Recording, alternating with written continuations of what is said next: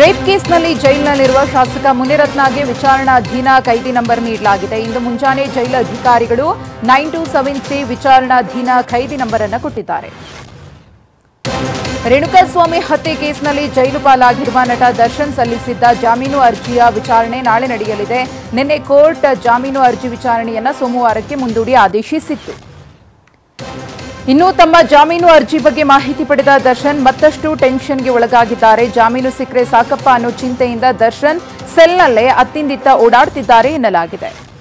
ಚಾಮರಾಜನಗರ ಜಿಲ್ಲೆಯ ಹನೂರು ತಾಲೂಕಿನಲ್ಲಿ ಶ್ರೀಗಂಧ ಮರದ ತುಂಡು ಸಾಗಿಸ್ತಾ ಇದ್ದ ಆರೋಪಿಗಳನ್ನು ಬಂಧಿಸಲಾಗಿದೆ. ಸತ್ಯಮಂಗಲ ಗ್ರಾಮದ ನಾಗೇಗೌಡ ಮಾದರಾಜು ಎಂಬುವರನ್ನು ಬಂಧಿಸಿದ್ದು 9 ಕೆಜಿ ಗಂಧದ ಮರವನ್ನು ವಶಕ್ಕೆ ಪಡೆಯಲಾಗಿದೆ. ತಿರುಪತಿ ಲಡ್ಡು ಪ್ರಸಾದದಲ್ಲಿ ಪ್ರಾಣಿಗಳ ಕೊಬ್ಬು ಬಳಕೆ ಆರೋಪಕ್ಕೆ ಮಾಜಿ ಉಪರಾಷ್ಟ್ರಪತಿ ವೆಂಕಯ್ಯ ನಾಯ್ಡು ಬೇಸರ ವ್ಯಕ್ತಪಡಿಸಿದ್ದಾರೆ. ಆಂಧ್ರ ಸಿಎಂ ಚಂದ್ರಬಾಬು ನಾಯ್ಡುಗೆ ಕರೆ ಮಾಡಿ ತಿರುಮಲ ಶ್ರೀವಾರಿ ಪ್ರಸಾದದ ಸುದ್ದಿಯಿಂದ ತುಂಬಾ ಬೇಸರವಾಗಿದೆ ಅಂತ ಹೇಳಿದ್ದಾರೆ. ಇನ್ನು ಜಗನ್ಮೋಹನ್ ರೆಡ್ಡಿ ಸಿಎಂ ಆಗಿದ್ದಾಗ ಅಂದರೆ 2019 ಮತ್ತು 24ರ ನಡುವೆ ಪ್ರತಿ ಬಾರಿ ದೆಹಲಿಗೆ ಭೇಟಿ ನೀಡಿದಾಗ ಪ್ರಧಾನಿ ಮೋದಿಗೂ ಲಡ್ಡುಗಳನ್ನು ಉಡುಗೊರೆಯಾಗಿ ನೀಡಿದ್ರಂತೆ. ಇನ್ನು ಲಡ್ಡುವಿನಲ್ಲಿ ಪ್ರಾಣಿಗಳ ಕೊಬ್ಬು ಬಳಸಿದ್ದಕ್ಕೆ 11 ದಿನಗಳ ಕಾಲ ತಪಸ್ಸು ಕೂರುವುದಾಗಿ ಆಂಧ್ರಪ್ರದೇಶದ ಡಿಸಿಎಂ ಪವನ್ ಕಲ್ಯಾಣ್ ಹೇಳಿದ್ದಾರೆ. ತಪಸ್ಸಿನ ನಂತರ ವೆಂಕಟೇಶ್ವರ ಸ್ವಾಮಿಯ ದರ್ಶನ ಪಡೆಯುತ್ತೇನೆ ಅಂತ ಟ್ವೀಟ್ ಮಾಡಿದ್ದಾರೆ.